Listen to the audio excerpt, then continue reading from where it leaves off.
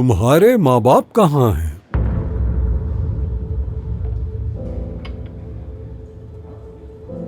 तुम्हारे माँ बस बाप। करें सर, बस बहुत हो गया। आप मेरे घर वालों के बारे में क्यों पूछना चाहते हैं? मैं कुछ नहीं बताऊंगा इस बारे में, बिल्कुल भी नहीं।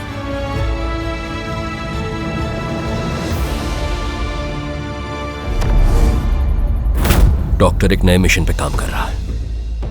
ये एक बहरी जहाज है, लेकिन हमारी इंटेलिजेंस के मुताबिक इसमें हथियार मौजूद है। दहशतगर्द के हाथ में हथियार इंसानियत की मौत होती है। आखिरी बार आप कब समंदर में नहाए थे? सर कुछ भी करवा ले, मगर ये पानी वाली चीज मुझसे नहीं हो पाएगी। मुझे तो लगता है कि अगर मैं लाइफ जैकेट भी पहन लूं तो तब भी डूब जाऊंगा मैं। आप मेरा यकीन कीजिए, मैंने अपनी जिंदगी में कभी शतरंज खेला ही नहीं। शतरंज खेलनी नहीं आती, शर्म करो। मेरी काली आंखों वाले, शर्म करो। कर्नल कॉपूस,